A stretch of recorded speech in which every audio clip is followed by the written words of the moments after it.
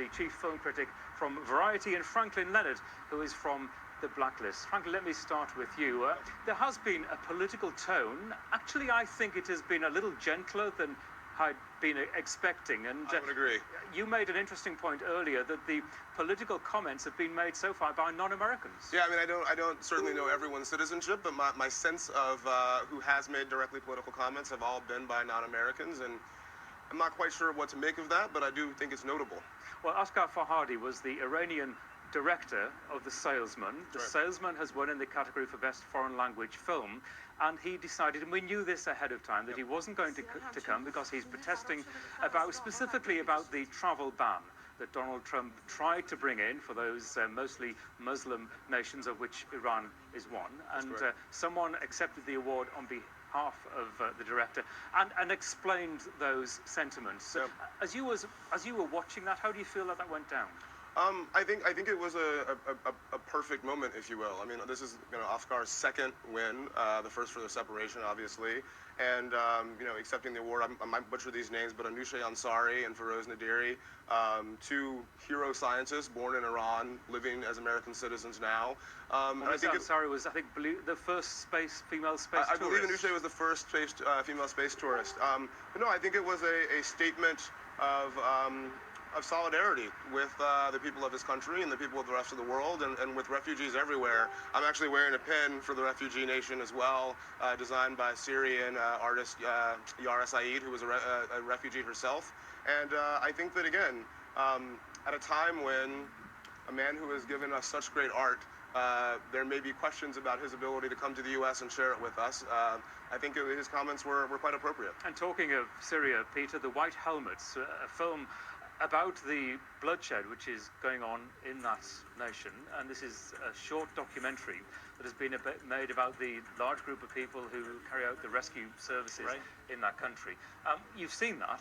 It's a striking film, isn't it? One of two shorts about Syria, actually. And that category, the documentary short, is really almost where the Academy casts its political vote. The movies are not necessarily the strongest documentaries of the year, but they are about the most important issues as viewed by the Hollywood community. And I think the win for that film is a real just a vote of interest in the conflict in Syria is something that really matters to Hollywood right now.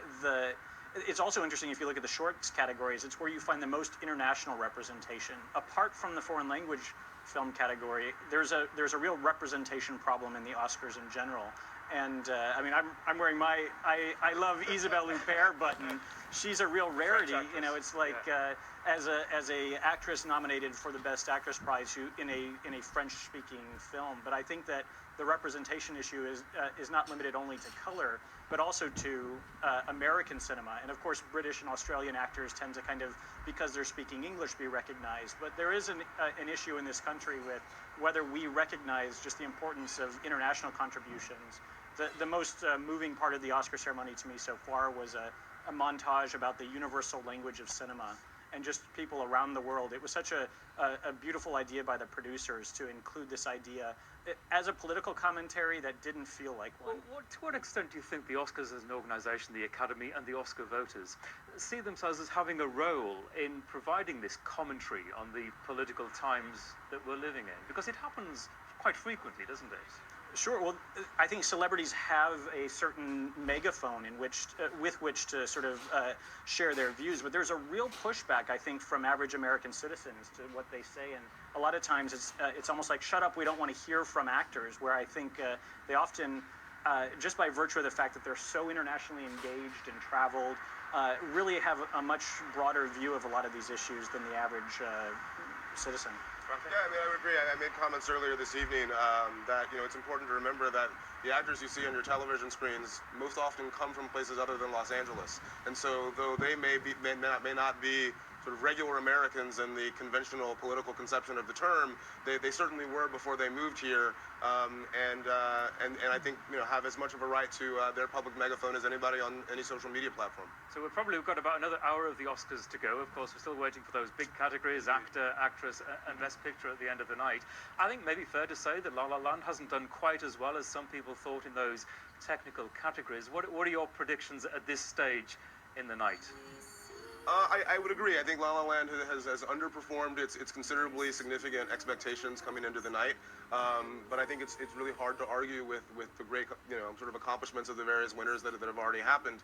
That said, they certainly were the front runner coming into the night, but I think a door may have been opened in the Best Picture category for perhaps Moonlight or Hidden Figures, or maybe even Hacksaw Ridge with 2 wins thus far for editing and sound mixing. It is fair to say, isn't it, Peter, that there has been something of a backlash against La La Land in recent weeks. That happens with any frontrunner, and I think it's important to recognize that even if we have personal favorites, the 9 films that are up for Best Picture are exceptional works of cinema, and any one of them is, Oscar-worthy. And while I would love to see Moonlight upset La La Land, which has become the frontrunner, the idea that an original musical, not just an adaptation of like a Broadway show to the big screen, has gotten as far and connected as much with audiences as La La Land, that's a real feat.